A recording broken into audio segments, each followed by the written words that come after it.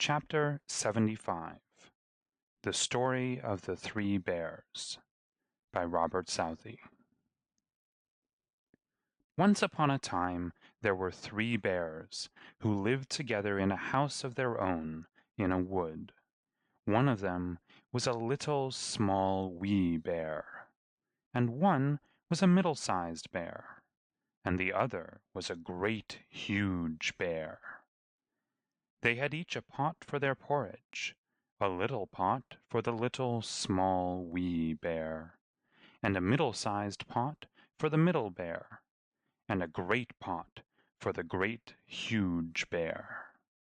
And they had each a chair to sit in, a little chair for the little, small, wee bear, and a middle-sized chair for the middle bear, and a great chair for the great, huge bear. And they had each a bed to sleep in, a little bed for the little, small, wee bear, and a middle-sized bed for the middle bear, and a great bed for the great, huge bear.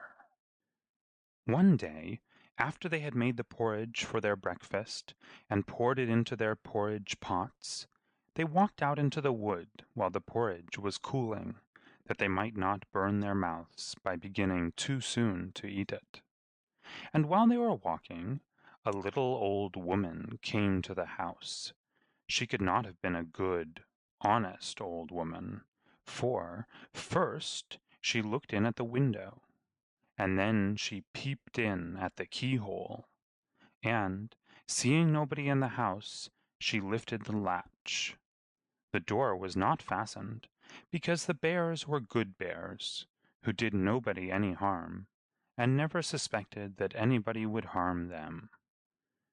So the little old woman opened the door and went in, and well pleased she was when she saw the porridge on the table. If she had been a good little old woman, she would have waited till the bears came home, and then, perhaps, they would have asked her to breakfast, for they were good bears, a little rough or so, as the manner of bears is, but for all that very good-natured and hospitable. But she was an impudent, bad old woman, and set about helping herself. So first she tasted the porridge of the great, huge bear, and that was too hot for her, and she said a bad word about that.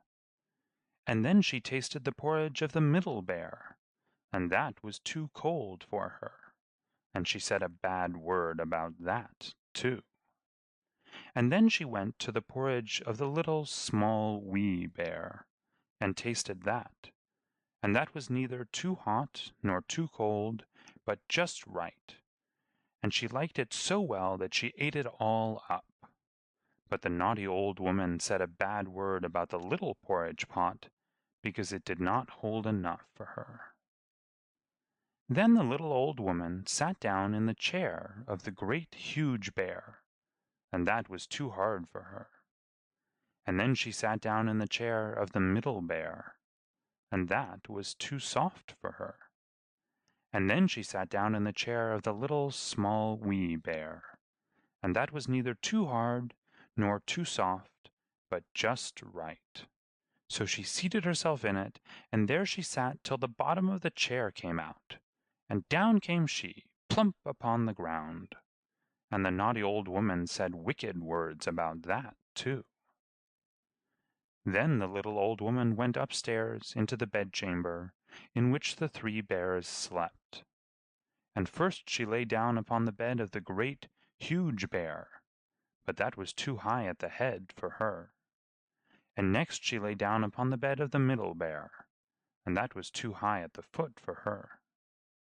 And then she lay down upon the bed of the little, small, wee bear, and that was neither too high at the head nor at the foot, but just right. So she covered herself up comfortably, and lay there till she fell asleep. By this time the three bears thought their porridge would be cool enough, so they came home to breakfast.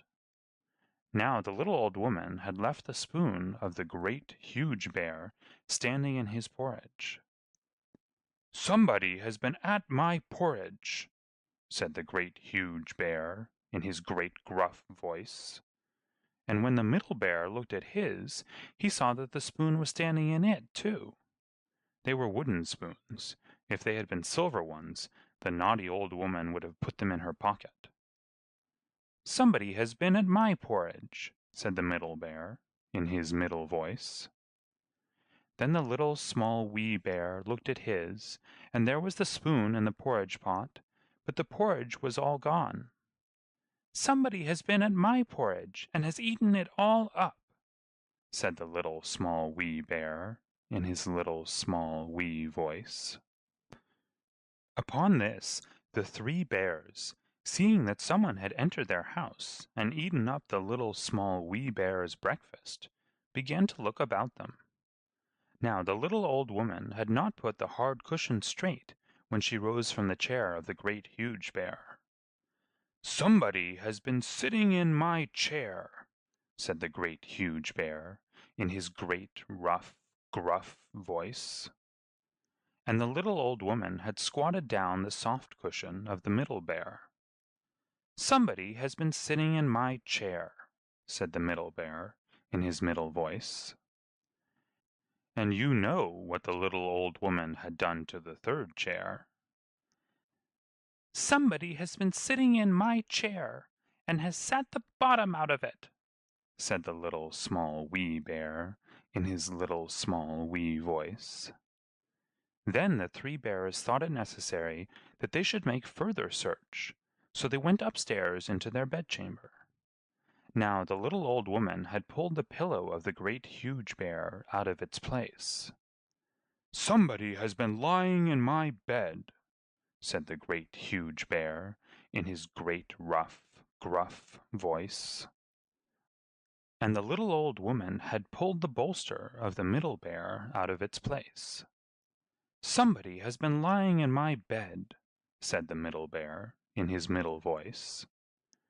And when the little small wee bear came to look at his bed, there was the bolster in its place, and upon the pillow was the little old woman's ugly, dirty head, which was not in its place, for she had no business there.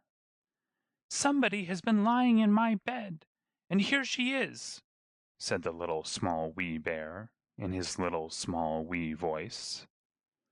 The little old woman had heard in her sleep the great, rough, gruff voice of the great huge bear, but she was so fast asleep that it was no more to her than the moaning of wind or the rumbling of thunder.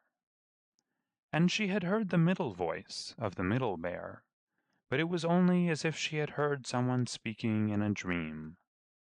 But when she heard the little small wee voice of the little small wee bear, it was so sharp and so shrill that it awakened her at once.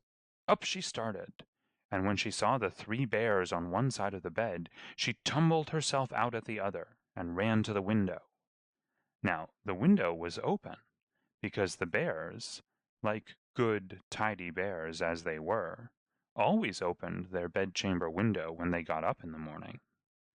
Out the little old woman jumped, and whether she broke her neck in the fall, or ran into the wood and was lost there, or found her way out of the wood and was taken up by the constable and sent to the house of correction for a vagrant as she was, I cannot tell. But the three bears never saw anything more of her. End of chapter 75.